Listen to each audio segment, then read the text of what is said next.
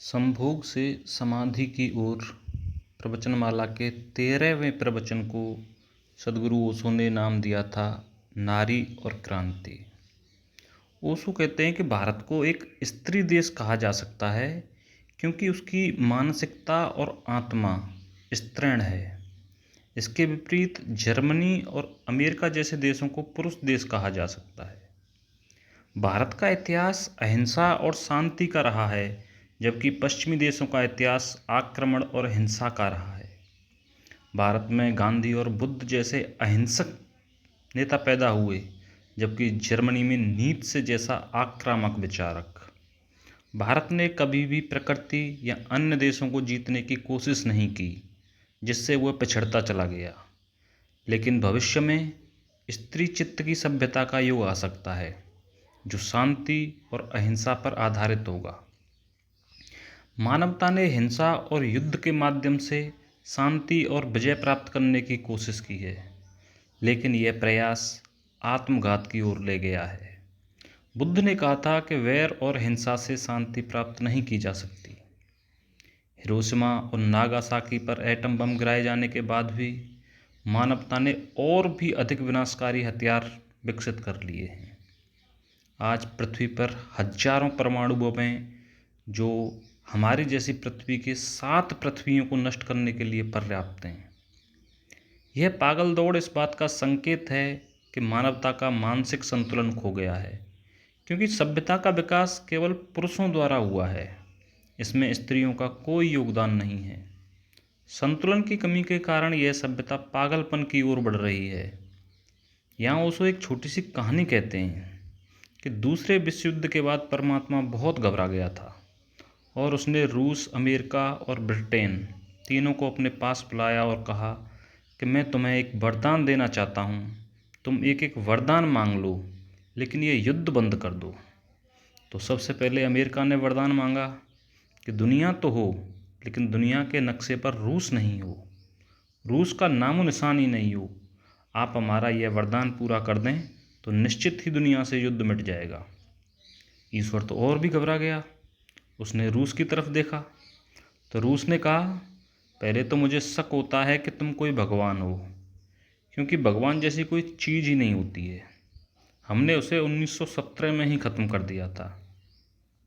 फिर भी तुम कहते हो तो मैं तुमसे एक वरदान मांगता हूँ।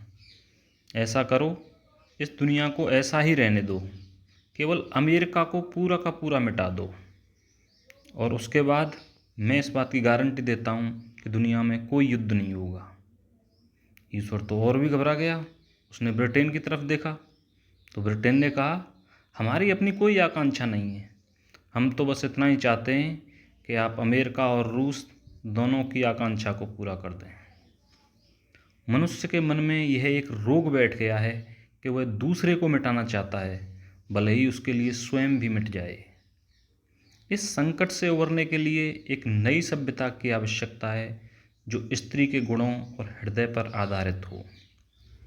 स्त्रियों को अपनी आवाज़ उठानी होगी और एक नई सभ्यता का निर्माण करना होगा, जो प्रेम और करुणा पर आधारित हो। बुद्ध और महावीर जैसे विचारकों ने करुणा और अहिंसा पर जोर दिया है। भारत में अब तक स्त्रियों की स्थिति कमज़ोर है, लेकिन अब समय आ गया है कि स्त्रियां इन विचारों को अपनाकर एक नई दिशा में मानवता का नेतृत्व करें। इस प्रकार स्त्री के चित्त से एक नई सभ्यता का निर्माण संभव है, जो प्रेम और करुणा पर आधारित होगा। आज अहिंसा के नाम पर हिंसा की धमकी दी जा रही है, जो गांधी के अहिंसा के सिद्धांत के विपरीत है। पुरुष का मन आक्रामक और हिंसात्मक है। वह किसी भी हथियार का उपयोग हिंसात्मक ढंग से ही करता है, भले ही हथियार अहिंसात्मक ढंग का हो, भले ही वो हथियार गांधी का अनशन ही क्यों न हो। स्त्री के हृदय की आवाज़ को संस्कृति के निर्माण में शामिल करना आज आवश्यक है, लेकिन स्त्रियां या तो गुलाम हैं या फिर पुरुष बनने की दौड़ में हैं। रामायण और महाभारत में स्त्रियों के साथ हुए अन्याय हुआ था। वहाँ स्त्रियों की आवाज़ नहीं है, उन्हें संपत्ति के रूप में देखा गया है। स्त्रियों को अपनी आत्मा और आवाज़ को पहचानना होगा और समाज में अपनी जगह बनानी होगी। प्रेम की संभावना समानता पर आधारित होती है। स्वामी और दासी के संबंध में प्रेम संभव नहीं है। इस प्रकार भारतीय समाज में स्त्रियों की स्थिति को सुधारने और उन्हें समानता और सम्मान देने की आवश्यकता है। भारत में प्रेम का वास्तविक अर्थ खो गया है। केवल साथ रहना भर प्रेम नहीं है।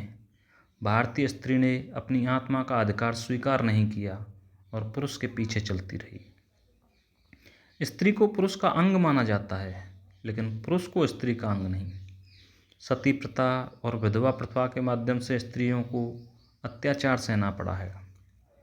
प्रेम स्त्री के लिए जीवन का केंद्र है, जबकि पुरुष के लिए यह एक काम मात्र है। पश्चिम की स्त्री ने विद्रोह किया है, लेकिन वह भी पुरुष बनने की दौड़ में है। विद्रोह का सही मार्ग अपनाना आवश्यक है, ताकि स्त्रियां अपनी स्वतंत्रता और आत्मा की आवाज़ को पहचान सकें। इस प्रकार भारतीय समाज में स्त्रियों की स्थिति को सुधारने और उन्हें समानता और सम्मान देने की आवश्यकता है। पश्चिम की स्त्री पुरुष जैसी बनने की कोशिश में अपना व्यक्तित्व खो रही है, जबकि भारत में वह मात्र एक छाया बनकर रह गई है। स्त्री का अपना एक विशिष्ट व्यक्तित्व है जो पुरुष से अलग है। पुरुष स्त्री के पुरुष जैसा बनने की निंदा नहीं करता, बल्कि उसे स्वीकार करता है, क्योंकि इससे उसकी श्रेष्ठता बनी रहती है। स्त्री का पुरुष जैसे बनने का प्रयास उसे कार्बन कॉपी बना देता है, जो उसकी निजता को खत्म कर देता है। पश्चिम की स्त्री ने विद्रोह तो किया है, लेकिन वो क्रांति नहीं है। क्रांति का मतलब है एक नए व्यक्तित्व का उद्घाटन, जबकि विद्रोह केवल पुराने को तोड़ता है। भारत की स्त्री भी पश्चिम की स्त्री की राह पर चल पड़ी है, जो एक बड़ा मौका खो देने जैसा है। स्त्री का पुरुष जैसी बनने का प्रयास घर जैसी चीज को समाप्त कर देगा, जिससे मकान तो रह जाएंगे लेकिन घर नहीं रहेंगे।